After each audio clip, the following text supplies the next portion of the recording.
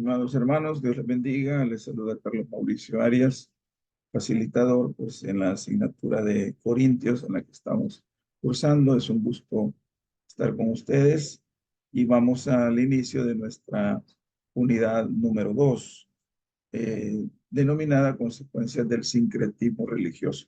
Entendemos como sincretismo religioso aquel amalgamamiento, ¿verdad? Aquella eh, posibilidad de unificación de diferentes posturas de creencias que nos llevan a una unidad, a una unificación, independientemente de las creencias, con solo que haya alguna similitud, algún acercamiento. Entonces eso obviamente va a generar problemas. Entonces vamos nosotros a conocer en esta ocasión lo relacionado con eh, ese tipo de prácticas, ¿verdad?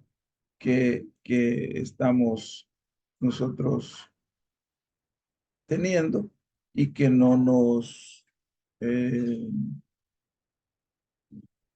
no nos abonan, digamos, en una práctica evangélica adecuada, ¿verdad?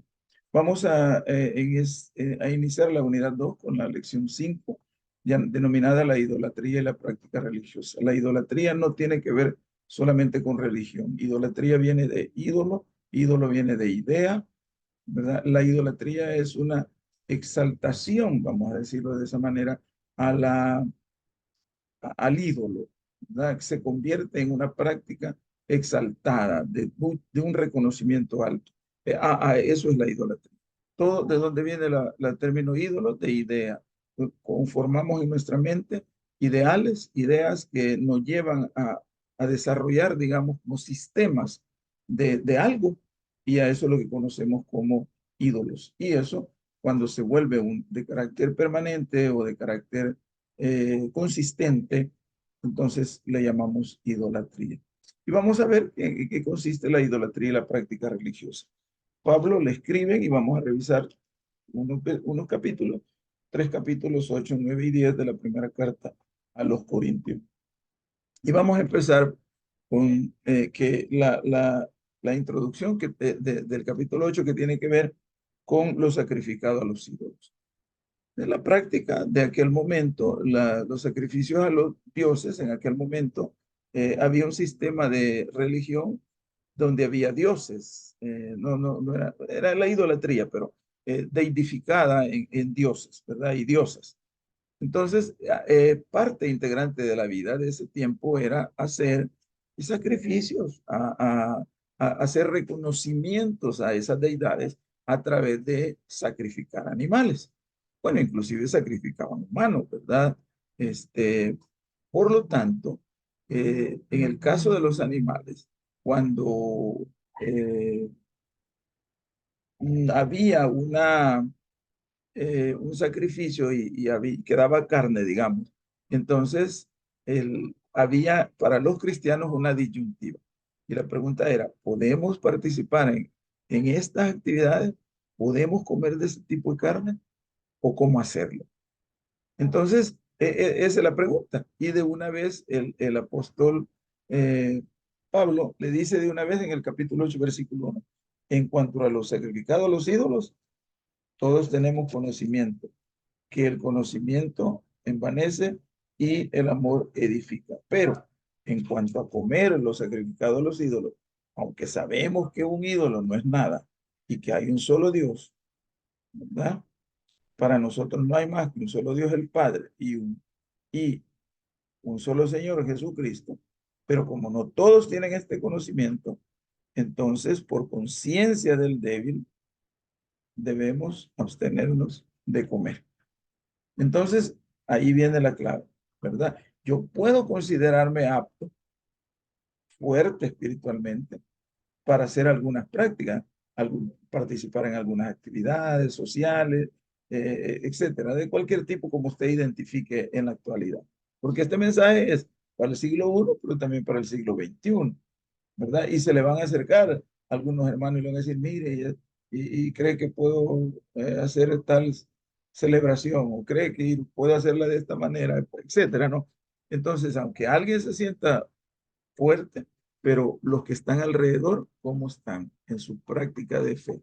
Puede ser que estén débiles y a ellos, en lugar de estarlos fortaleciendo, los estamos dañando. Y en el capítulo 9, pues entonces ya Pablo habla de la libertad en Cristo. Y él lo hace de una manera con su propia experiencia y su propia formación teológica, ¿verdad? En las escrituras del Antiguo Testamento, en el conocimiento del judaísmo, pero también lo hace con su propia convicción, pero a partir de lo que él conoce de lo establecido por la práctica religiosa del judaísmo. Entonces aquí él, aunque hace una serie de preguntas, pero finalmente él dice, sin embargo, no ejercimos este derecho, sino que lo soportamos todo, con tal de no crear obstáculo al evangelio de Cristo. Entonces, él finalmente dice que él está consciente de la libertad en Cristo, pero que, dice el versículo 19, aunque soy libre respecto a todos, de todos me he hecho esclavo para ganar a tantos como sea posibles. Entre los débiles me hice débil, a fin de ganar a los débiles. Entonces, él nos enseña, ¿verdad? Que hay una práctica muy importante, muy importante de reconocer que aunque yo tenga algún nivel de fortaleza, como por ejemplo en el capítulo 8, ¿verdad? Que él establece que puede ser que yo no tenga problema, ¿verdad? Porque mi fe es fuerte, pero ¿qué piensan los demás, inclusive con su pensamiento, pueden restarle valoración a lo que yo digo, o a lo que yo pienso, o a lo que ellos mismos piensan. En un momento de su vida, ¿verdad? Tomaron una decisión, digamos, de seguir a Cristo, o no siguen a Cristo directamente, pero están observando a los seguidores de Cristo. Y a veces los que nos observan desde afuera, recuerden, nos observan para bajarnos, no nos observan para que nos consolidemos. Entonces nosotros podemos dar pie a eso. Por eso es que Él les dice en ese momento que hay que tener cuidado con lo que comemos, ¿verdad? Porque estamos dañando a los que no creen o a los que creen poquito o a los que siempre andan viendo cómo justifican alguna práctica. Y ya en el capítulo 9 pues establece un principio de la libertad cristiana. Puedo hacer lo que, pues ya mismo él mismo lo dice en otro momento, todo me es lícito, pero no todo me conviene. Él está plenamente consciente de la libertad cristiana, ¿verdad? Él está consciente de la libertad en Cristo, pero también está consciente de la responsabilidad en Cristo, porque de eso va a dar cuentas uno. Yo pudiera creer que determinada práctica de vida, como yo estoy consciente de que, acuérdense cuánto acuñamos aquel término salvo, siempre salvo, pero casi siempre acuñamos ese término para, eh, no para buscar más de Dios, sino para buscar un límite diferente y ver hasta dónde puedo llegar con la mentalidad de que no va a pasar nada en mi vida espiritual.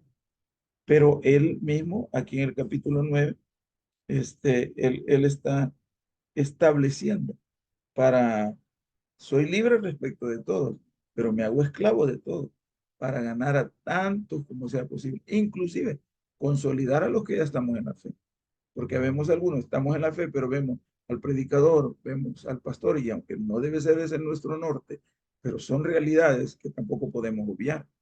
Es decir, yo puedo decirle a un hermano, mire, usted no se fije en lo que yo hago, usted siga a Cristo. Pues sí, pero ¿quién es el referente de Cristo en ese momento? Es mi práctica, ¿verdad? En mi práctica, por eso el Señor mismo dijo, ¿y cómo van a amar a Dios si no lo han visto y al prójimo que ven lo maltratan? Entonces lo mismo sería aquí, ¿verdad? Por lo tanto, en este capítulo 9, aunque tenemos derechos, y el apóstol Pablo se los plantea de una manera bien, digámoslo de esa manera, bien lisa, ¿verdad? Bien explícita, bien obvia a todos ellos y por donde lo tomen, ¿verdad? Dice, ¿acaso no tenemos derecho a comer y a vivir? ¿No tenemos derecho a una esposa, a una compañera? ¿No tenemos derecho a vivir del evangelio? los agarra desde varios puntos, pero al final pues dice, no, no ejercimos los derechos para no causar estorbo. Y esa es la invitación a nosotros en esta lección. Ya en el capítulo 10 pues divide él el capítulo 10 en varios momentos, ¿verdad? Y en el del 1 al 13 habla de la autosuficiencia, porque a veces nosotros nos sentimos privilegiados con nuestras convicciones y consideramos que nuestras convicciones, y ustedes lo saben que nos pasa, ¿verdad? Y nos pasa en las congregaciones. Digamos, una congregación tiene más miembros. Hay quienes pueden creer que esa congregación tiene más miembros porque ahí está, hay más de Dios allí, o Dios está más presente allí. Y aquellas congregaciones pequeñas, Dios llega solo a veces, ¿verdad? Y que si yo con mi congregación hay más cultos, entonces estamos más cerca de Dios. Entonces, valorarnos en esa práctica es complicado, ¿verdad? Valorarnos en esa práctica no deja de darnos problemas. Eh, y por lo tanto, él pone el ejemplo aquí de los israelitas que salieron de Egipto, ¿verdad? Y dice, por su soberbia, por su autosuficiencia, quedaron ahí en el desierto, porque hicieron prácticas desagradables al Señor. Entonces, él nos habla de que no debemos considerarnos privilegiados. Ya siguiendo con el capítulo del 14 al 22, ya está hablando de que debe de haber una definición entre o seguir el camino del Evangelio o seguir el camino del mundo. Pero no puede haber una mezcla porque no me puedo sentar a la mesa del Señor, dice él, eh, pensando y actuando como el mundo actúa. Debe haber una claridad de comportamiento, debe haber una claridad, una congruencia, una coherencia, vamos a decirlo de esa manera, en el proceder. Y esto es muy interesante que nosotros podamos verlo, ¿verdad? Porque no, ¿cómo decirles? No es